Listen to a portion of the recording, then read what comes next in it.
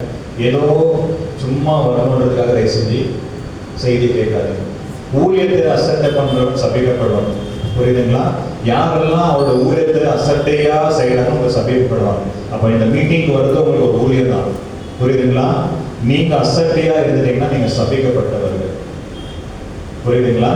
இந்த சாபத்தை யாராலும் தடுக்க முடியாது. அப்புறமா நம்ம நினைக்கும் பிசாசால தான் வந்துச்சு இந்த சாபம் கிடையாது.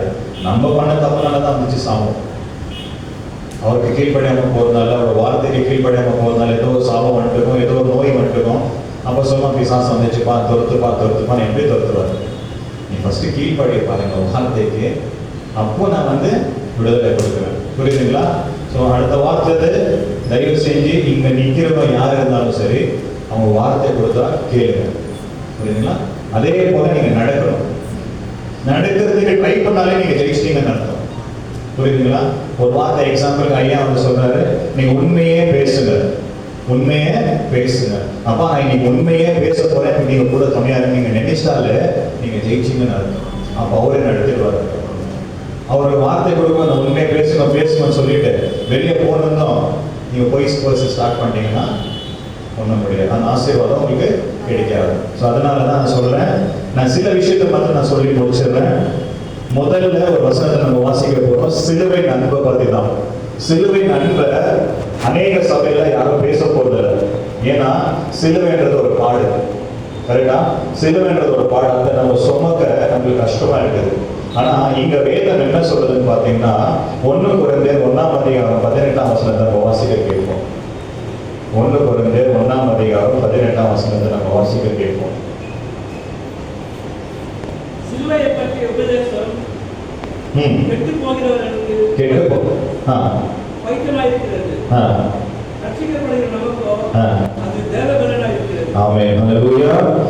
சிலுவை பற்றின உபதேசம் கெட்டு போறவர்களுக்கு வைத்தியமா, நம்மளுக்கோ அது தெய்வ பலமா. யாருக்கு? யாரெல்லாம் சிலுவை உபதேசத்தை கேட்கிறாங்களோ, யாரெல்லாம் கேட்கிறாங்களோ, இப்ப நல்லா நோட் பண்ணீங்க, யாரெல்லாம் கேட்கிறாங்களோ அவங்களுக்கு தான் அந்த தெய்வ பலம். புரியுதுங்களா? வெறும் கெட்டு போறவர்களுக்கு அது என்ன மாதிரிதான் சிலுவை உபதேசம் பைத்தியமான வார்த்தைகள். சிலுவை சொல்றது, சிலுவை நான் ஏன் சுமக்கணும்? ஒருத்தர் பின்னாடி வர வேண்டும் என்றால் தான் சிலுவை சுமக்கணும்னு சொல்றாங்க, நான் ஏன் அந்த சிலுவை சுமக்கணும்? புரியுதுங்களா? சிலுவைன்றது என்ன? எது குறிக்குது நம்மளுக்கு? ஒரு கிறிஸ்துவனுக்கு சிலுவைன்னா என்ன? சொல்லுங்களேன். சிலுவைன்னா என்ன? பாடுகளாம். ஓகே, வேற? இதுவே நம்மளுக்கு தெரியலன்னா நம்ம எப்படி போய் கிறிஸ்துவ பத்தி சொல்ல போறோம்? சிலுவைன்றது என்ன? ஆமாவா? ஓகே, வேற?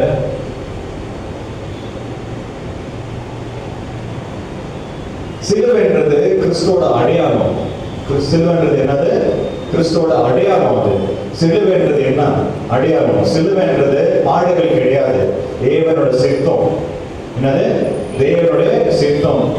இயேசு கிறிஸ்து கெத்செமனே தோட்டத்துல ஒரு நாள் முன்னாடி போய் ஜெபிக்கிறாரு, அப்பா இந்த பாடுகளை சுமக்கிறதுக்கு எங்களால முடியாது, ஆனாலும் என் சித்தம் ஒன்றுமே இல்லை, உங்க சித்தம் என்னவா இருக்கிறதோ அது நடத்துட்டோம்.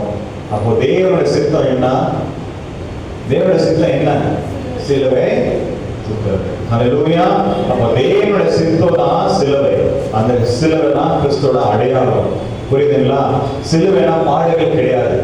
புரியுதுங்களா? சிலுவைனா பாடுகள். அனுதினமும் தேவனுடைய சித்தத்தை செய்யறதுதான் சிலுவை சுமக்கிறதுன்னு அர்த்தம். புரியுதுங்களா? இப்போ அனுதினமே பாடுகளை சுமக்கிறது கர்த்தர் சொல்லல. அந்த இடத்துல கிறிஸ்து சொன்னது ஒரே ஒரு வார்த்தை. ஏசப்பா என்ன சொல்லியிருக்காருன்னா, என் பின்னாடி எவன் ஒருவன் வர வேண்டும் என்றால் தன்னை வெறுத்து சிலுவை சுமக்கணும். புரியுதுங்களா? தேவனுடைய சித்தத்தை செய்கிறது தான் என்னது? சிலுவை சுமக்கிறது. புரியுதுங்களா? இப்போ அப்போ கிறிஸ்துனா என்ன? சிலுவையின் அடையாளம். சிலுவை கிறிஸ்துவோட அடையாளம். இதுவே நம்மளுக்கு தெரியலன்னா நம்ம எப்படி போய் அடுத்த ஜனங்களுக்கு கிறிஸ்துவ பத்தி சொல்ல போறோம்? எல்லாருக்கும் தெரியும் சிலுவைனா பாடுப்பா, குட் ஃப்ரைடே போய் போறீங்க. ஃப்ரெண்டோட சொல்றாங்க, குட் ஃப்ரைடேக்கு நீங்க எல்லாம் வைட்டே போய் போட்டுறீங்கப்பா அன்னைக்கு, ஏன்னா ஏசப்பா மறைச்சிட்டாரு. கரெக்டா? அன்னைக்கு துக்க நாள். அதனால சிலுவைனா குட் ஃப்ரைடே என்ன பண்ணிடுறோம்? நம்ம என்ன பண்ணிடுறோம்? ஒயிட் அண்ட் ஒயிட் போட்டு அந்த 14 ஸ்டேஷன், அதாவது 14 சில்வர் பாடுகள் நம்ம பார்த்துட்டு முடிச்சிடறோம்.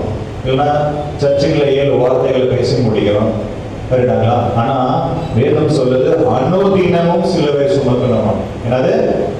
அனுதினமும் சிலுவை சுமக்கிறவன் தான் கிறிஸ்து. அப்போ தேவனுடைய சித்தத்தை எவன் ஒருவன் அனுதினமும் செய்கிறானோ அவன் தான் கிறிஸ்து. புரியுதுங்களா? தேவனுடைய சித்தம் என்ன?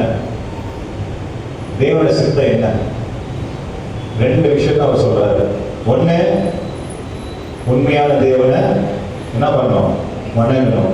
2வது, உன்னை நேசிக்கிறது போல உன் பிறரை நேசிக்கணும். இது 2 தான் மெயின் கமாண்ட்மெண்ட். அதுதான் ஏசப்பா சொன்ன வார்த்தை. 10 கட்டளை இல்ல, 2 கட்டளை பிரதான கட்டளை. இதை யாரெல்லாம் செய்றீங்களோ அவங்க தான் தேவனுடைய சித்தத்தை செய்ய முடியும்.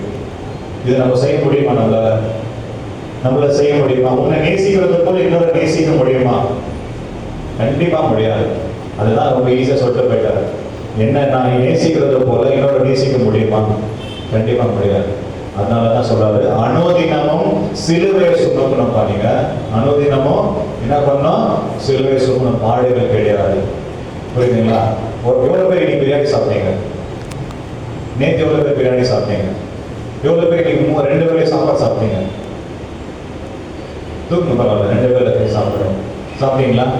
ஈஸ்டர் அன்னைக்கு யார் நல்ல பிரியாணி சாப்பிட்டீங்க? ஈஸ்டர் அன்னைக்கு எனக்கு பாஸ்டிங் இல்ல. ஈஸ்டர் அன்னைக்கு பிரியாணி சாப்பிட்டீங்களா? இல்லையா? அப்ப எப்ப நீங்க பிரியாணி சாப்பிட்டீங்க? நல்ல சாப்பாடு என்னைக்கு சாப்பிட்டீங்க? நீங்க நல்ல சாப்பாடு என்னைக்கு சாப்பிட்டீங்க? என்னைக்குமே சாப்பிடலையா? நல்ல சாப்பாடு சாப்பிடலையா? Gastric problem. ஹல்லேலூயா. அப்போ அனுதினமும் நான் சிலுவை சுமக்கணும்னா, நான் இன்னைக்கு பிரியாணி சாப்பிட்டேன், அப்போ நான் இன்னைக்கு சிலுவை சுமக்க கூடாதுன்னு அர்த்தமா? இன்னைக்கு நான் பாடு சுமக்கணும்னு அர்த்தமா? அப்படியே கிடையாது. சிலுவைன்றது ஒரு சித்தம். தேவனுடைய சித்தத்தை செய்கிறது தான் சிலுவை சுமக்கிறது. புரியுதுங்களா? இன்னைக்கு அந்த சிலுவை உபதேசம் எப்படி ஆயிடுச்சுன்னா, கெட்டு போறவங்களுக்கு அது என்ன ஆயிடுச்சா? பைத்தியமா. ஆனா நம்மளுக்கோ, நம்ம இயேசுவை யாரெல்லாம் விசுவாசிக்கிறாங்களோ அவங்களுக்கும் அது தெய்வ பலமா. புரியுதுங்களா? உன்னை நேசிக்கிறது போல பிறர் நேசிக்கிறது ஒரு பலன். அந்த பலன் உங்களுக்குள்ள வந்துச்சுன்னா கண்டிப்பா நீங்க பாவம் செய்ய முடியாது. ஒருத்தனை கொலை பண்ண முடியாது, ஒருத்தனை ஏமாற்ற முடியாது, ஒருத்தனை திருட முடியாது. புரியுதுங்களா? அந்த சிலரை தான் நீங்க இன்னைக்கு என்ன பண்ணணும்? சுமக்கணும். புரியுதுங்களா? இப்ப எவ்வளவு பேர் சிலரை சுமக்க போறீங்க? நான் கேள்வி கேட்பேன், மறுபடியும் அடுத்த வாரம் நீங்க தான் சொல்லணும் அது. புரியுதுங்களா? சரி, இந்த பைபிள்ல ஒரு நல்ல லவ் ஸ்டோரினா யாரை பார்த்து சொல்றீங்க நீங்க? இந்த பைபிள்ல ஒரு நல்ல லவ் ஸ்டோரி சொல்லணும், ஒரு நல்ல ஒரு கப்பல்ஸ் யாரு? ரூதா. ரூத். ஓகே. வேற இந்த பைபிள் ஒரு நல்ல கப்பல்ஸ் யாரு? எவ்வளவு பேர் இருக்காங்க பைபிள்ஸ்ல? தாவீது கூட ஹஸ்பண்ட் ஒய்ஃப் தானே. கப்பல்ஸ்னா ஹஸ்பண்ட் ஒய்ஃப் தானே. கரெக்ட் தானே? ஆமாவா இல்லைங்களா? ஈசாக்கு ரெபேக்கா. ஓகே. ஈசாக்கு ரெபேக்காவோட லவ் ஸ்டோரி. வேற யாரோட லவ் ஸ்டோரி ரொம்ப நல்லா இருக்கு இந்த பைபிள்ல? யாக்கோபு ராச்சல். வேற யாரோட லவ் ஸ்டோரி பைபிள்ல ரொம்ப நல்ல லவ் ஸ்டோரி? வேற அவங்க 2 பேர் தானா? பைபிள் ஃபுல்லா லவ் ஸ்டோரி தான் இருக்கிறது. வேற யாரு லவ் ஸ்டோரி இருக்கு? Husband and wife. நான் சொல்லியிருந்தது கப்பல்ஸ். நல்ல ஒரு கப்பல்ஸோட லவ் ஸ்டோரி சொன்னா பைபிள்ல யாரை பத்தி சொல்றீங்க? எப்படி நீங்க போய் இயேசு பத்தி சொல்ல போறீங்க?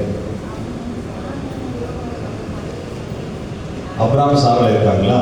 அப்புறம் வேற யார் இருக்காங்க? யாக்கோபு ராச்சல் போயாச்சு. அப்புறம் ஆதாம் ஏவாள் லவ் ஸ்டோரி ஆயிடுச்சு. வேற யார் லவ் ஸ்டோரி? இல்ல பைபிள் எவ்வளவு பேர் படிச்சுக்கிறீங்க? சரி, பைபிள் டெய்லி எவ்வளவு பேர் படிக்கிறீங்க? யாரும் படிக்கிறது? ஓகே, யாரும் படிக்கிறது? ஆமென். ஹல்லேலூயா. பைபிள்ல யாருமே லவ் ஸ்டோரினா நம்ம என்ன சொல்லுவோம்? யாக்கோபு ரேச்சல், அப்ரஹாம் சாராளு, அம்மா அக்விலா பிரிசில்லா, அப்புறமா இன்னும் யார் யார் இருக்கிறாங்களோ அவங்க லவ் ஸ்டோரி எல்லாம் சொல்லிட்டே போவோம். கரெக்டா? ஆனா இன்னைக்கு நம்ம ஒருத்தர் பத்தி லவ் ஸ்டோரி படிக்க போறோம். ரொம்ப சின்ன லவ் ஸ்டோரி தான். ஆனா இந்த லவ் ஸ்டோரி தான் உலகமே என்னாச்சு மாத்தி விட்டது. இந்த சின்ன லவ் ஸ்டோரி தான் உலகத்தையே மாத்தி விட்டது. ஆச்சுங்களா? ஸோ அந்த லவ் ஸ்டோரி நம்ம பார்க்கலாமா? சிலுவையின் அன்பை, இயேசு கிறிஸ்துவோட அன்புல நம்ம ஒரு லவ் ஸ்டோரி நம்ம பார்க்க போறோம். எவ்வளவு பேர் அதை பார்க்கணும் ஆசையா இருக்கு? ஹல்லேலூயா. நம்ம யாத்திராகமம் 21ஆம் அதிகாரம், யாத்திராகமம் 21ஆம் அதிகாரம், எக்ஸோடஸ் 21st சாப்டர், 21ஆம் அதிகாரம் எடுத்துட்டு 1லிருந்து 6ஆம் வசனம் வரைக்கும் நிறுத்தி ஒரு வசனமா நம்ம வாசிக்க கேட்போம். யாத்திராகமம் 21ஆம் அதிகாரம் 1லிருந்து 6 வசனங்கள். மேலும் நீ அவர்களுக்கு அறிவிக்க வேண்டிய பிரமாணங்களாகும். எதிரே ஒரு அடிமையை கொண்டாயானால் அவன் 6 வருஷம் சேவித்து 7ஆம் வருஷத்துல ஒன்றுபடாமல் விடுதலை பெற்று போக கடவர். அப்படியே படிச்சோம். 6ஆம் வசனம் வரைக்கும் படிக்கணும்.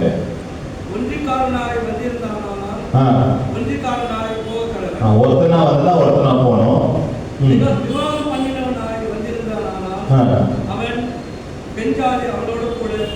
கல்யாணம் ஆயிடுச்சுன்னா கல்யாணம் கொண்டாடி புருஷனை கூட கொண்டா போனோம். அப்புறம் அவன் எஜமான் அவனுக்கு ஒரு பெண்ணை விவாகம் செய்து கொடுத்தோம். அவள் அவனுக்கு ஆண் பிள்ளையாவது பெண் பிள்ளையாவது பெற்றும் இருந்தால் அந்த பெண்ணும் அவள் பிள்ளைக்கும் அவள் எஜமானை சேர கடவுள். அவன் மாத்திரம் ஒன்றியாய் போக கடவுள். அந்த வேலைக்காரன் என் எஜமானையும் என் பெஞ்சாதியையும் என் பிள்ளைகளையும் நேசிக்கிறேன், நான் விடுதலை பெற்று போக மனதில்லை என்று மனப்பூர்வமாய் சொல்வானான். அவன் எஜமான் அவனை நியாயாதிபதி கடையில் அழைத்துக் கொண்டு போய் அவனை கதவின் அருகேயாவது கதவு நிலையின் அருகேயாவது பண்ணி அங்கே அவன் எஜமான் அவன் காதை குத்தி ரத்தத்தை வந்துட்டு அந்த காதை குத்தி ரத்தத்தை எடுத்துட்டு வந்து அந்த கதவு மேல போட்டா என்ன ஆயிடுச்சு? அவன் மறுபடியும் போய் அவன் ஹஸ்பண்ட் ஒய்ஃப் கூட அந்த ஒய்ஃப் பசங்க கூட சேர்ந்துக்கலாம். அதுதான் அவன் கொடுக்கப்பட்டது. இப்போ எவ்வளோ பேர் அவர் படிச்சது புரிஞ்சிச்சு? அவர் படிச்சார் இல்லைங்களா? எவ்வளோ பேர் புரிஞ்சிச்சார்? இப்போ 21ஆம் அதிகாரத்துல அங்க என்ன சொல்றாருன்னா, ஒருவன் ஒரு அடிமையா வாழ்ந்தானாக்கா 6 வருஷம் அடிமையா வாழ்றான். 7ஆவது வருஷம் அந்த அடிமைத்தனம் முடிஞ்சு அவன் என்ன பண்றான்? ரிலீஸ் ஆகி வெளியே போறான். ஆயுதண்டனை கைதி வெளியே போறான், ஜெயில இருந்து வெளியே போறான். அவன் தனியா வந்ததுன்னா தனியா போறான், இல்ல ஹஸ்பண்ட் ஒய்ஃப் கூட வந்தாங்க ஒய்ஃப் கூட போனான். அதுதான் கட்டளை. இதுதான் நியாய பிரமாணம். புரியுதுங்களா? இந்த எக்ஸோடஸ் புக்கெல்லாம் பாத்தீங்கன்னா நியாய பிரமாணம் யார் எழுதுறது? எக்ஸோடஸ் புக்கு யார் எழுதுறது? யார் எழுதுறது எக்ஸோடஸ் புக்கு? மோசஸ் எழுதுறது. யார் எழுதுறது? மோசஸ் எழுதுறாரு இந்த புக்கை. அதுக்கு தான் சொல்றது, தயவு செஞ்சு பைபிள் படிங்க. புரியுதுங்களா? நீங்க பைபிள் படிக்காம நீங்க பரிசுத்தமாய் வாழவே முடியாது. புரியுதுங்களா? நான் வேணும்னா எழுதி தரேன். இந்த புஸ்தகத்தை நீங்க படிக்காம நீங்க வாழ்க்கையில பரிசுத்தமா வாழ முடியாது. அதனாலதான் சொல்றேன், தயவு செஞ்சு பைபிள் படிங்க. ஒரு நாளைக்கு ஒரு தடவையாவது ஒரு 10 நிமிஷமாவது அவரோட வார்த்தை படிங்க. ஏன்னா இது கடைசி காலம். இந்த கடைசி காலத்துல நம்ம பரிசுத்தமா இல்லாமல் ஒருவரும் தேவனை தரிசிக்க முடியாது. இந்த பரிசுத்தமான வார்த்தைகள் நீங்க வாசிக்காவிட்டால் தேவன்கிட்ட நீங்க பேசவும் முடியாது. அதனாலதான் நான் கேட்டேன், இயேசு கூட எவ்வளவு பேர் பேசுறீங்க? புரியுதுங்களா? நான் சிம்பிளா கேட்டேன், எக்ஸோடஸ் புஸ்தகத்தை யார் எழுதுறது? மோசே எழுதுறாரு. நியாயப்பிரமாணத்தை பத்தி. நியாயப்பிரமாணம் என்னன்னு பாத்தீங்கன்னா, அந்த இடத்துல ஒருவன் ஒரு கிட்ட ஒரு ஆயுள் தண்டனை கைதினே வச்சுக்கோங்களேன். உங்க பிரகாரம் நான் சொல்றேன், ஒரு ஆயுள் தண்டனை கைதி 7 வருஷம் ஒரு இடத்துல அடிமையா வேலை பண்ணணும். எவ்வளவு வருஷம்? 7 வருஷம் அடிமையா வேலை பண்ணணும். நல்லா கேட்டுக்கோங்க. 7 வருஷம் அடிமையா வேலை பண்றான். 7ஆவது வருஷம் ரிலீஸ் ஆகி போகணும். எங்க போகணும்? அவங்க ஊருக்கு போகணும், சொந்த ஊருக்கு போகணும். ஒன்றியா வந்திருந்தானா, தனியா வந்தா அவன் தனியா போகலாம். இல்ல வைஃப் கூட வந்திருந்தானா அந்த ஆயுள் தண்டனை கைதி வைஃப் கூட வந்தனா வைஃப் கூட போலாம், இல்ல பசங்க கூட வந்தானா பசங்க கூட போலாம். இல்லையா அந்த 7 வருஷத்துல அவன் தன்னை எஜமானன், அதாவது அந்த ஜெயிலர், நல்லா ஞாபகம் வச்சுக்கோ, ஜெயிலர் அவன் நடத்த விடத்தை பார்த்துட்டு அவன் பழக்க வழக்கத்தை பார்த்துட்டு அந்த ஜெயில இருக்கிற யாராவது ஒரு பொண்ணை கல்யாணம் பண்ணி வச்சிருந்தா அந்த ஃபேமிலி இவன் போகும்போது இவன் அந்த ஃபேமிலியை அங்கேயே விட்டுட்டு போகணும். எங்கேயே விட்டுட்டு போகணும்? அந்த ஜெயிலே விட்டுட்டு போகணும். புரியுதுங்களா? இப்போ புரிஞ்சுச்சா? இப்போ தான் சொன்னார் இன்னைக்கு. புரிஞ்சுச்சா? அந்த அந்த வைஃபையும் அந்த பசங்களையும் விட்டுட்டு போனோம், அந்த ஜெயிலே விட்டுட்டு அவன் ஒண்டி போனோம்.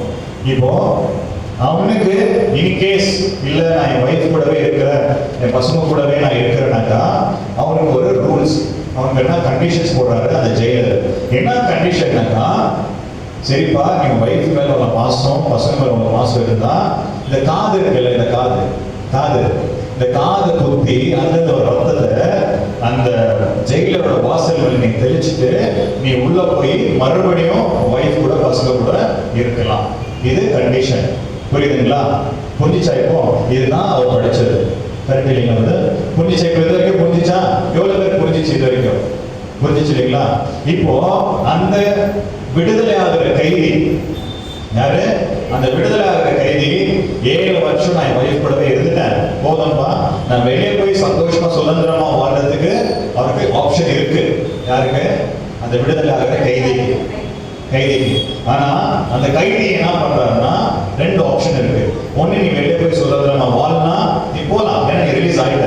இல்ல உங்க வைஃப் கூடவே நீ வாழணும், அதாவது உன் பெண் ஜாதி கூட உன் பசங்க கூட குடும்பத்தோடவே நீ வாழணும்னா ஒரு கண்டிஷன் இருக்கு. அந்த கண்டிஷன் என்னன்னா, இந்த காதை குத்தி அல்லது ஒரு ரத்தத்தை என்ன பண்ணணும், இந்த ஜெயில் வாசல்ல தெளிக்கணும். ஏன்னா அது அவங்களோட ஐதீகம். புரியுதுங்களா? ரத்தம் சிந்துதல் இல்லாமல் உடன்படிக்கை நடக்காது. புரியுதுங்களா? நீ என்னோட நாட்டுல என் கூட நீ வாழணும்னாக்கா உன் ரத்தம் எங்க சிந்தப்படணும். யாரோட ரத்தம்? அந்த அந்த ஜெயில் வாசல்ல அந்த கைதி இருக்கிறாங்க, அந்த கைதியோட ரத்தம் சிந்தப்படணும். புரிஞ்சுதா? இப்போ புரிஞ்சிச்சிங்களா இல்லைங்களா? புரிஞ்சிச்சா? இதுதான் ஒரு சட்டம். இப்போ இதுல இயேசு கிறிஸ்து இருக்கிறார். எவ்வளவு பேருக்கு தெரியும் இந்த விஷயத்துல இயேசு கிறிஸ்து இருக்கிறார்? இதுல இயேசுவோட சிலுவை இருக்கு. எவ்வளவு பேருக்கு புரியுது? நான் புரியுற மாதிரி சொல்றேன். எவ்வளவு பேருக்கு இந்த விஷயத்துல இயேசு கிறிஸ்துவோட சிலுவையும் இயேசு கிறிஸ்துவோட அன்பும் இந்த சிலுவை இந்த ஒரு அதிகாரத்துல இருக்கு? எவ்வளவு பேருக்கு புரிஞ்சுது? புரியுதுங்களா? ஏன் சொல்ல வரேன்னா, அந்த 7 வருஷம் அவர் வாழ்ந்தார் இல்லைங்களா, அடிமையா வாழ்ந்தாரு, எல்லாமே பண்ணாரு இல்லைங்களா. 7ஆவது வருஷம் ரிலீஸ் ஆகி போறதுக்கு சான்சஸ் இருக்கு. அதுதான் கெத்செமனே தோட்டத்துல அவர் பண்ற ஜெபம். ஒரு நாளைக்கு சிலுவை சுமக்கணும். சிலுவை சுமக்கிறதுக்கு முன்னாடி என்ன பண்றாரு? பிதா கிட்ட போய் இயேசு கிறிஸ்து ஜெபிக்கிறாரு. நல்லா கேட்டுக்கோங்க. இயேசு கிறிஸ்து கிட்ட போய் யார் ஜெபிக்கிறது? சாரி, கெத்செமனே தோட்டத்துல போய் இயேசு கிறிஸ்து ஜெபிக்கிறார். யார்கிட்ட? பிதா கிட்ட ஜெபிக்கிறாரு. என்னப்பா, நான் என்ன பண்றேன், உங்க சித்தத்து பிரகாரம் நான் வந்தேன், புரியுதுங்களா? ஆனா இந்த ஜனங்களை நான் ரொம்ப நேசிச்சப்பா, எனக்கு ஆப்ஷனும் இருக்கு. உங்க சித்தமா இருந்தா நான் இதை எடுத்துக்கிறேன், இல்ல எனக்கு வானப்பா நான் உங்க கூடவே வந்துடுறேன்னா அப்படியே கூட வந்துடலாம். புரியுதுங்களா? அதுதான் கெத்செமனே தோட்டத்துல அவர் ஜெபிக்கிறார். பா, இது எனக்கு ரொம்ப கஷ்டமா இருக்கு, இதை விட்டு நான் கூட அப்படியே வந்துடுறேன், எனக்கு சிலுவை சுமக்க முடியல என்னால, புரியுதுங்களா? நான் அப்படியே வந்துடுறேன். ஆனா இந்த ஜனங்களை நான் என்ன பண்ணிட்டேன், அதிகமா நேசிச்சுட்டேன். அதனால இந்த சிலுவையை நான் சுமந்து தான் ஆகணும். புரியுதுங்களா? இப்போ அந்த கைதி கூட அதுதான் பண்றான். என்ன பண்றாரு? அதே தான் பண்ண போறாரு. எப்படி பண்ண போறாருன்னா, ஏன் ரத்தத்தை சிந்தணும்? எல்லாருக்கும் ஒரு கேள்வி, ஏன் ரத்தத்தை சிந்தணும்? இப்ப நான் உங்களுக்கு கேள்வி கேட்டேன்னா நீங்க என்ன பதில் சொல்ல போறீங்க? இப்போ கிறிஸ்துவ அறியாதவர்கள், இந்துவோ முஸ்லீமோ யாரோ உங்களை ஏன்பா இயேசு கிறிஸ்து ரத்தத்தை சிந்தணும் அப்படின்னு கேட்டா நீங்க என்ன பதில் சொல்ல போறீங்க? ஏன் ரத்தம் சிந்தணும்? ரத்தத்தை விட்டு வேற எதுனா பண்ணலாமே. இப்ப நான் உங்களுக்கு கேள்வி கேட்க நீங்க பதில் சொல்லுங்க. ரத்தத்துல ஜீவன் உண்டு. ஓகே, வேற?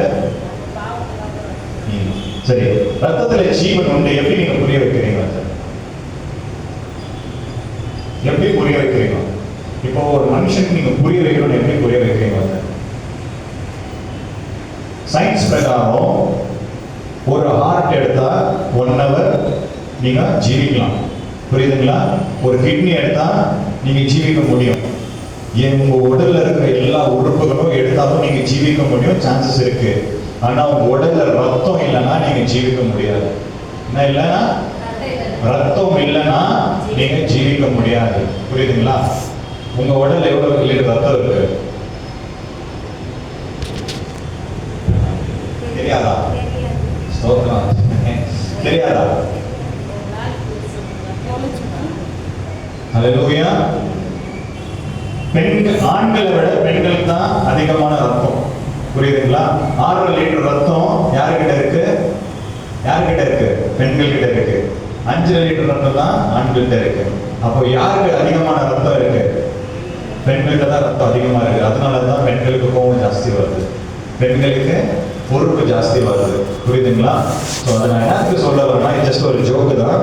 ஆனா ஏன் சொல்ல வரேன்னா, ரத்தத்துல தான் ஜீவன் இருக்குது. என்ன இருக்குது? இது சயின்ஸ் ப்ரூவ் ஆயிருக்குது. ரத்தத்துல தான் ஜீவன் இருக்குது. அந்த ரத்தம் இல்லைன்னா நீ செத்துருவ. என்னது? ரத்தம் இல்லைன்னா நீ செத்துருவ. அதனாலதான் ஏசப்பா ரத்தம் கொடுத்தாருப்பா. என்ன கொடுத்தாரு?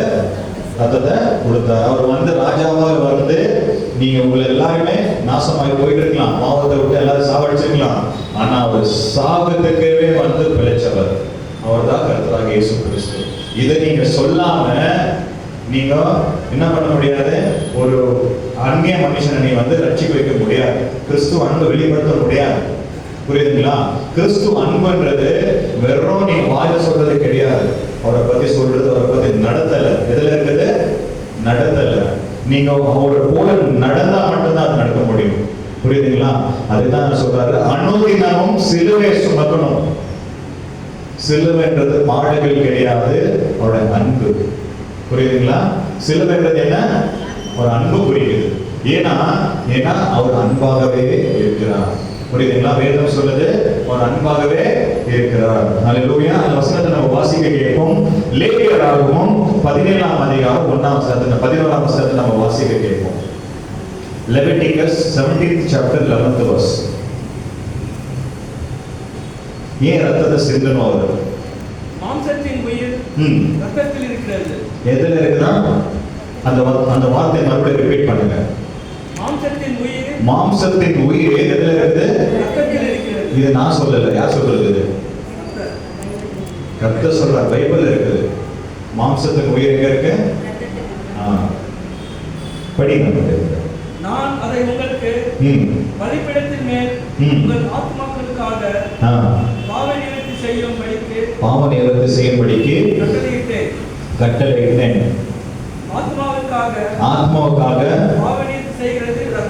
பாவ நிவர்த்தி செய்கிறது எது செய்யலாம்? ஆத்மாக்களுக்காக பாவ நிவர்த்தி செய்வது எது? ரத்தம் தான். அதனாலதான் ஏசப்பா என்ன பண்ணாரு? ரத்தத்தை சிந்தினார். அதனாலதான் அந்த ஜெயிலர், நம்ம அதுக்கு முன்னாடி வசனத்தை வாசிச்சீங்களா? ஜெயிலர் என்ன சொல்றாரு? காதை குத்தி என்ன பண்ண? ரத்தத்தை கீழே சிந்து. ஹல்லேலூயா. அப்ப அதான் சொல்ற. ஏன் காது குத்தணும்னு பாத்தீங்கன்னா, காது தான் ஒரு மனுஷனோட மிக சிறந்த உறுப்பு. புரியுதுங்களா? ஏன் எப்படி சொல்றேன்னு பாத்தீங்கன்னா, இந்த காது இருக்கு, இந்த காது நீங்க கேட்காவிட்டால் அவரோட சத்தத்தை கேட்க முடியாது. அவரோட சத்தத்தை நீங்க கேட்காவிட்டால் நீங்க மரித்தும் உயிரோட இருக்க முடியாது, எழுப்ப முடியாது. வேதம் சொல்லுது, கடைசி காலத்துல வரும்போது, எக்கால சத்தத்தோட வரும்போது யாரெல்லாம் கர்த்தருடைய வார்த்தைகள், கர்த்தருடைய சத்தத்தை செவி கொடுக்குறாங்களோ அவங்க தான் எழுப்ப முடியும். புரியுதுங்களா? லாசர் செத்து எவ்வளவு நாள் ஆச்சு? லாசர் செத்து எவ்வளவு நாள் ஆயிடுச்சு? 4 நாள் ஆயிடுச்சு இல்லைங்களா?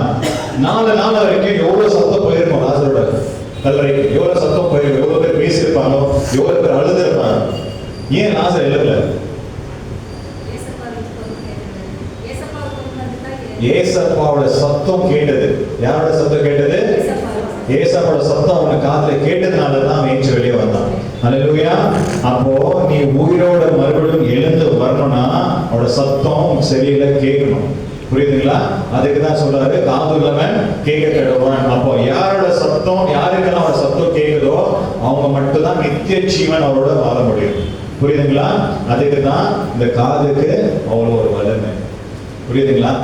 எவ்வளோ பேர் புரியுது? அதுக்கு தான் அந்த ஜெயிலர் சொல்றாரு, இந்த காதை குத்திட்டு அதுல இருந்து ஒரு ரத்தத்தை அங்க கீழே தெளிக்கும். புரியுதுங்களா? ஓகே, ஹல்லேலூயா. இப்போ இதுல இயேசு எப்படி இருக்கிறாருன்னு பாத்தீங்கன்னா, நம்மளுக்காகவே அவர் என்ன பண்ணாரு? பூமிக்கு வந்தாரா? இப்போ நீங்க தான் பதில் சொல்லணும். நம்மளுக்காகவே பூமிக்கு வந்தாரு. பாடுகள் பட்டாரா? பட்டாரா இல்லைங்களா? நீங்க சொல்லணும். இப்போ பட்டாரா? பட்டாரா இல்லைங்களா? ரெண்டு ஆப்ஷன், ரெண்டு சாய்ஸ் இருந்துச்சு அவருக்கு. என்ன சாய்ஸ்னா, ஒண்ணு, நான் கெத்செமனே தோட்டத்தை ஜெபிக்கும் போது நீ அப்படியே எடுத்துக்கோப்பா, எப்படி அப்படியே நீ எடுத்துக்கோ. இல்லைன்னா நீ மனுஷன், என் ஜனங்களை நான் நேசிக்கிறதுனால இந்த சிலுவை சுமக்கிறேன். அப்ப இந்த இடத்துல என்ன இருக்கு பாத்தீங்கன்னா, ஏசப்போட அன்பு இருக்கு. ஹல்லேலூயா. அந்த அந்த அந்த கைதி இருக்கிறாங்க தெரியுங்களா? அந்த கைதி யார் தெரியுங்களா? யார் கைதி? இது வரைக்கும் நான் சொன்னேன். இப்போ அந்த கைதி யாரு? சொல்லுங்க.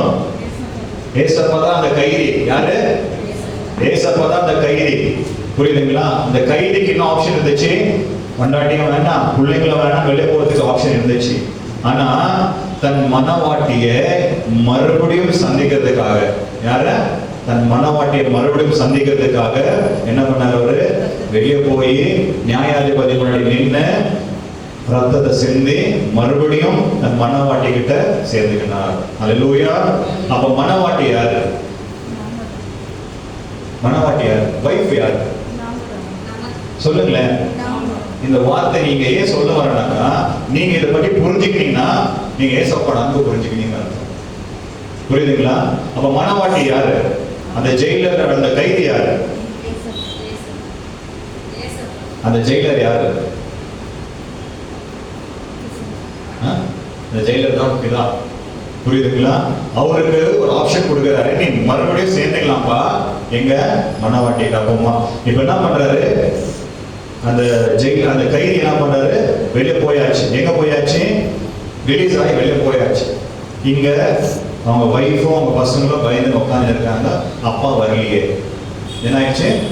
அப்பா வரலையே. அப்பா வருவாரா? மறுபடியும் திருப்பி அப்பா வருவாரா அப்படின்னு ஒரு கேள்வி அவங்களுக்குள்ளவே இருக்குது. புரியுதுங்களா? அதே தான் சிலுவையில் மறிச்சு 3 நாள் போயாச்சு. எல்லா ஜனங்களும் பார்க்குறேன், இனிமே எங்களை யாரும் காப்பாற்ற வர முடியாது. என்னது? யாருமே எங்களை காப்பாற்ற வர முடியாது. அவங்க வேலை பார்த்து போயிடுறாங்க. கூட இருந்தவங்கெல்லாம் மறுபடியும் மீன் பிடிக்க போறாங்க. சில பேர் வந்து என்ன பண்றாங்க? அவங்க பாட்டு அவங்க வேலை பார்த்து போறாங்க. புரியுதுங்களா? மறுபடியும் 3வது நாள் வந்தாரா? சொல்லுங்களேன். வந்தாரா? அதே தான் அந்த கைதியும் செய்தார்.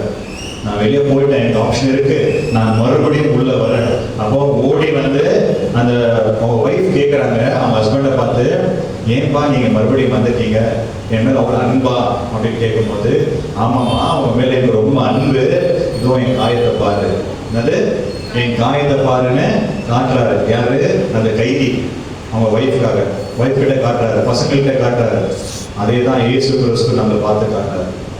பாருமா, எனக்கு ஆப்ஷன் இருந்துச்சு போறதுக்கு, நான் போல, உங்களை அதிகமா நான் நேசிச்சதுனால இந்த காயங்களை பாரு, உங்களை நேசிக்கிறேன்.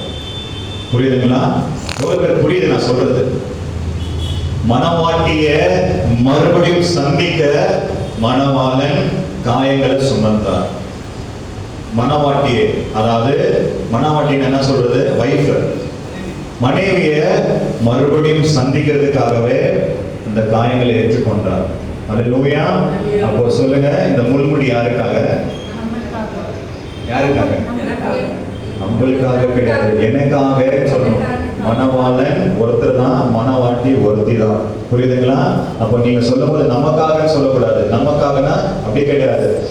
ஜீசஸும் நீங்களும் பர்சனல் ரிலேஷன்ஷிப், வேற யாருமே அதுல இருக்கக்கூடாது. கணவன் மனைவியும் நடுவில் வேற யாருமே இருக்கக்கூடாது. அதுதான் ஏசப்பா சொல்ற சத்தியம். இல்லை, நான் இருக்கிற இடத்துல வேற யாருமே இருக்கக்கூடாது. என் வைஃப் இருக்கிற இடத்துல நம்ம யாருமே நான் வைக்க முடியாது. புரியுதுங்களா? அதுதான் ஜீசஸ்க்கும் நம்மளுக்கும் இருக்க ஒரு ரிலேஷன்ஷிப். அதான் அவர் என்ன வந்து சொல்றாரு, அந்த கைதி மறுபடியும் வராரு, எனக்கு ஆப்ஷன் இருந்துச்சுமா நான் போறதுக்கு, ஆனா உங்க மேல நான் அன்பை வச்சுட்டேன். யார் மேல? உண்மையிலும் பிள்ளைங்க மேல மண் அன்பு வச்சேன், என் பிள்ளைங்க மேல அன்பு வச்சுட்டேன், இந்த காயத்தை பாரு, என் ரத்தத்தை சிந்தி இருக்கிறேன். அப்போ அந்த மனைவி என்ன சொல்றாரு, என் மேல ஒரு அன்பு வச்சிருக்கிறியாப்பா நீ. அப்போதான் இவ்வளோ 7 வருஷம் அந்த கைதியோட வாழ்ந்த வைஃபு பேர்ல ஒரு அன்பு இருக்குது. யாருக்கு? மனவாட்டிக்கு தெரியல. அந்த காயங்கள் பார்த்த பிறகுதான் தெரியுது மனவாட்டிக்கு, வா என் ஹஸ்பண்ட் இவ்வளவு என்ன லவ் பண்றாரா, என்னது இவ்வளவு என்ன லவ் பண்றாரா. அல்லேலூயா. அதுதான் சிலுவை அன்பு. புரியுதுங்களா? அந்த சிலுவை பாடு எதுக்காக? மனவாட்டியை மீட்டுக் கொள்வதற்காக. அல்லேலூயா. அவர் ஒரு டிவைன் வேலைக்காரர். இது டிவைன் வேலைக்காரர், ஒரு பரிசுத்த வேலைக்காரர். யாருக்காக? நம்மளுக்காக இறங்கி வந்தார், கால்களை கழுவினார். கரெக்டா? நம்மளுக்காகவே காலில் கழுவினாரா இல்லைங்களா? தன் அடிமை ரூபத்தை எடுத்தாரா இல்லையா? அடிமை ரூபத்தை எடுத்தாரா இல்லைங்களா? யார் காலில் கழுவினாரு? நம்ம காலம் தான் கழுவினாரு. நம்ம காலம் தான் கழுவினார் அவரு. அல்லேலூயா. பேதுருவை காலை கழுவுறாரு, சீடர்களை காலை கழுவுறாரு. புரியுதுங்களா? அதுதான் நான் சொல்றேன், இந்த இடத்துல இயேசு செஞ்சது எல்லாமே, இந்த புஸ்தகத்தில் இருக்கிறது எல்லாமே இயேசு பத்தி தான், வேற யாரை பத்தியும் கிடையாது. புரியுதுங்களா? இன்னைக்கு எவ்வளவு பேர் என்ன விஷயமா சொன்னாலும் சிலுவை உபதேசம் இல்லாமல் சபைகள் மனவாட்டியா மாற முடியாது. அந்த சிலுவை இல்லாம என்ன இருக்க முடியாது? மனவாட்டியா இருக்க முடியாது. நீ மனவாட்டியா இருக்காவிட்டால் மனவாளம் கிட்ட இடம் இல்லை உனக்கு. புரியுதுங்களா இல்லைங்களா? ஹஸ்பண்ட் கூட இருக்கணும்னா வைஃப் எங்க இருக்கணும்? யாரு கூட இருக்கணும்? ஹஸ்பண்ட் கூட இருக்கணும். வைஃப் ஹஸ்பண்ட் கூட இல்லாவிட்டால் யாருக்கு கஷ்டம்? வைஃப் ஹஸ்பண்ட் கூட இல்லாவிட்டால் யாருக்கு நஷ்டம்? ஹஸ்பண்டுக்கு இன்னொரு சான்ஸ் கிடைக்கும், தப்பு இல்லை. நஷ்டம் யாருக்கு? அல்லேலூயா. அதே போலதான் இயேசு கூட இல்லாவிட்டால் நஷ்டம் யாருக்கு? நமக்கு தான் நஷ்டம். அப்போ நம்ம மூலமா இல்ல அவர் வரணுமா? என்ன சொல்றாரு? அவர் வரணும். அல்லேலூயா. பைபிள் சொல்லுது, நீ தேவன் கிட்ட போகாவிட்டால் தேவன் வரமாட்டார் அவர்கிட்ட. புரியுதுங்களா? தேவனிடத்தில் நீங்க சேருங்கள், அப்பொழுது உங்கள்கிட்ட அவர் சேருவார். அதான் ஐயா போன வாரம் சொன்னார், ஒருத்தர் வந்து கதவு தட்டுறாரு, நீ கதவை திறந்தா மட்டும்தான் உள்ள வருவார் அவரு, இல்லைன்னா உள்ள வர முடியாது. அந்த ஒரு ஜென்டில் காட் அவர். புரியுதுங்களா? இப்போ இந்த விஷயத்த நீங்க தயவு செஞ்சு புரிஞ்சுக்கங்க. இந்த சிலுவை உபதேசம் தான் நம்மளுக்கு தெய்வ பலம். என்ன சொல்லுங்க எல்லாரும்? இந்த சிலுவை உபதேசம் தான் தெய்வ பலம். புரியுதுங்களா? ஏன் ரத்தத்தை சிந்தினார்னா, ரத்தத்துல தான் ஜீவன் இருக்குது. அந்த ஆத்மாவை காக்குறதே அந்த ரத்தம் தான். அந்த 17ஆம் அதிகாரம் 11ஆம் வசனத்தை நம்ம வாசிச்சோம் இல்லைங்களா? மறுபடியும் வாசிக்க கேட்போம் அந்த வசனத்தை. கடைசி ஒரு வசனத்தை வாசி நம்ம ஜெபிக்கலாம். லேவியராகமம் 17ஆம் அதிகாரம் 11ஆம் வசனம்.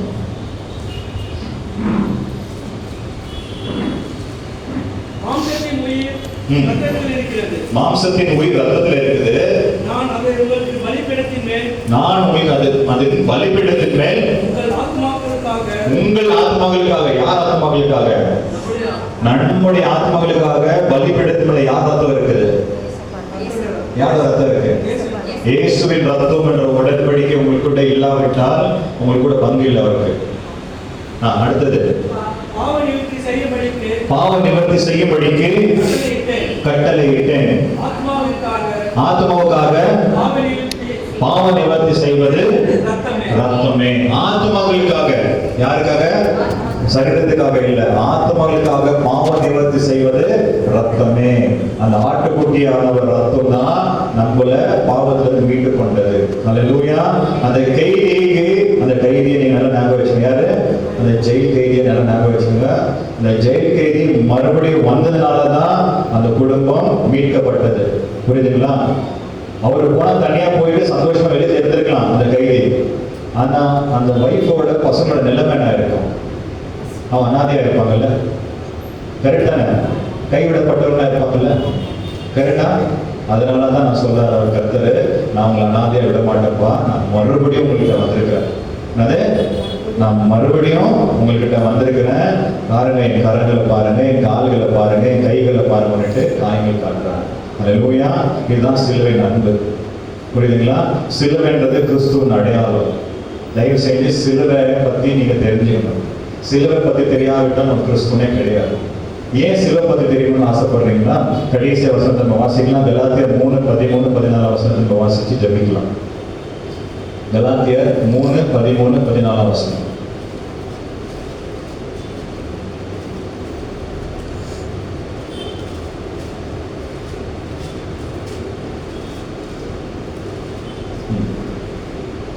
படிக்கலாம்.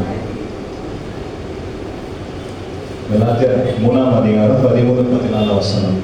மரத்திலே தூக்கப்பட்ட எவனும் சபிக்கப்படவன் என்று மரத்திலே தூக்கப்படும் எவனும் சபிக்கப்படுவன் என்று எழுதியிருக்கிறபடி கிறிஸ்து நமக்காக சாபமாகி கிறிஸ்து நமக்காக சாபமானார். போதும்.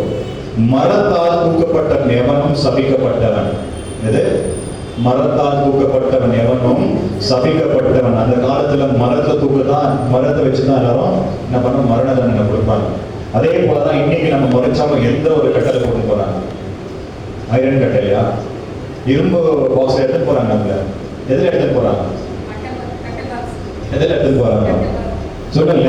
இப்ப எல்லாரும் எவ்வளவு பேர் மரண வீட்டுக்கு போயிருக்கிறீங்க? எவ்வளவு பேர் சாமி வீட்டுக்கு போயிருக்கிறீங்க? லாஸ்டா ஒரு பாக்ஸ் வரும்ல, இந்த பாக்ஸ் ஐரன் பாக்ஸா இல்ல சில்வர் பாக்ஸா கோல்டு பாக்ஸா? உடன் பாக்ஸ். மரத்துல செய்யப்பட்ட பாக்ஸ். அது எதுல? மரத்தால் செய்யப்பட்ட பாக்ஸ். அப்போ மரணம்ன்றது ஒரு சாபம்.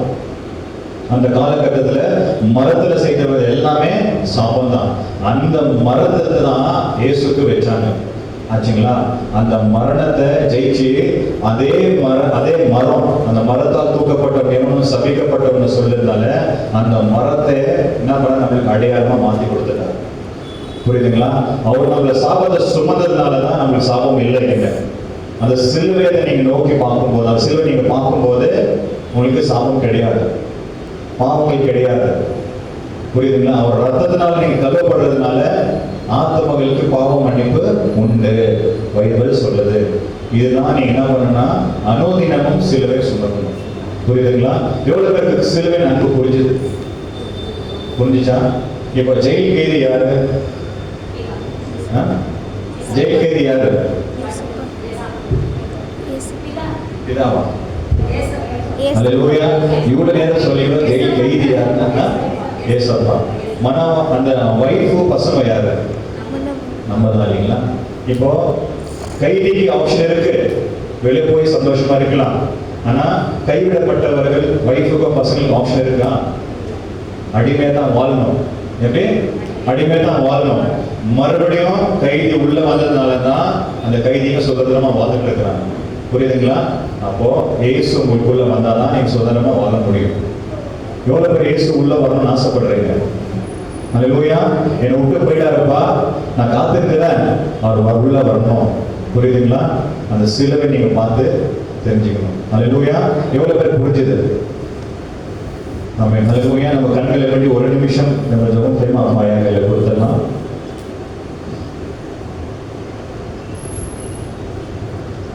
வேதம்